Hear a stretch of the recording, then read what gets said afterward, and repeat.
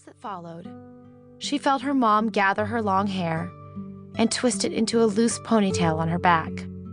Her mom had been doing that ever since Ronnie was a little girl. Strangely, she still found it comforting. Not that she'd ever admit it, of course.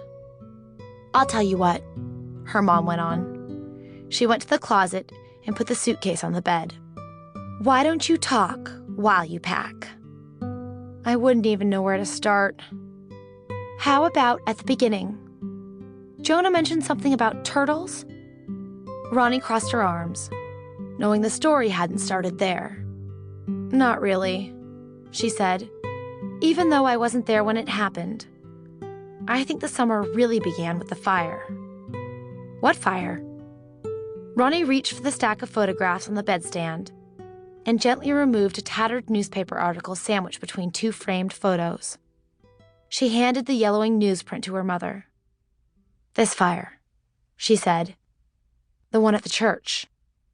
Illegal fireworks suspected in church blaze. Pastor injured. Wrightsville Beach, North Carolina. A fire destroyed historic First Baptist Church on New Year's Eve, and investigators suspect illegal fireworks. Firefighters were summoned by an anonymous caller to the beachfront church just after midnight and found flames and smoke pouring from the back of the structure," said Tim Ryan, chief of the Wrightsville Beach Fire Department. The remains of a bottle rocket and airborne firework were found at the source of the blaze.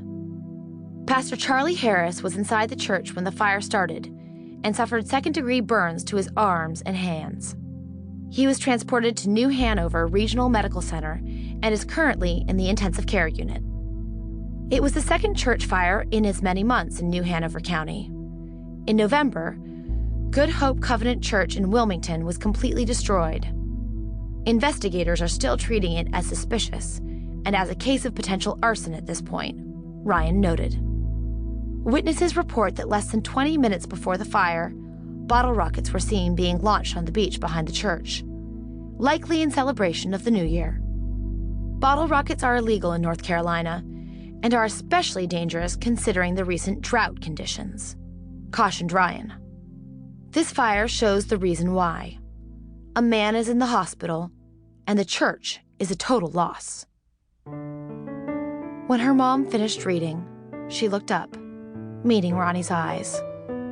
Ronnie hesitated.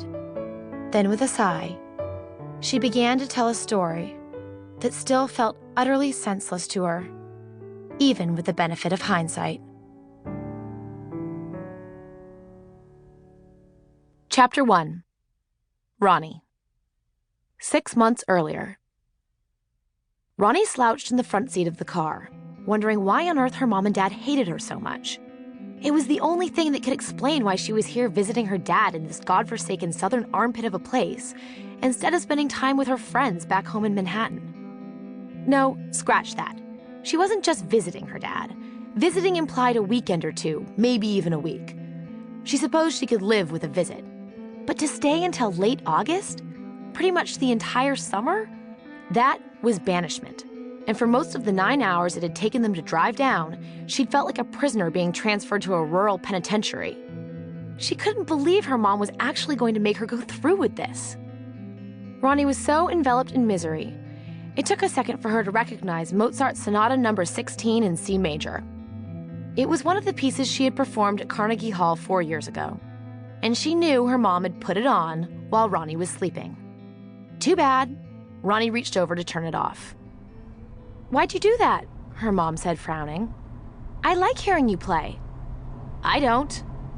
"How about if I turn the volume down?" "Just stop, Mom, okay? I'm not in the mood." Ronnie stared out the window, knowing full well that her mom's lips had just formed a tight seam. Her mom did that a lot these days. It was as if her lips were magnetized. "I think I saw a pelican when we crossed the bridge to Wrightsville Beach," her mom commented with forced lightness. "Gee, that's swell. Maybe you should call the crocodile hunter?" "He died," Jonah said, his voice floating up from the back seat, the sounds mingling with those of his Game Boy. Her 10-year-old pain-in-the-butt brother was addicted to the thing. "Don't you remember?" he went on. "It was really sad."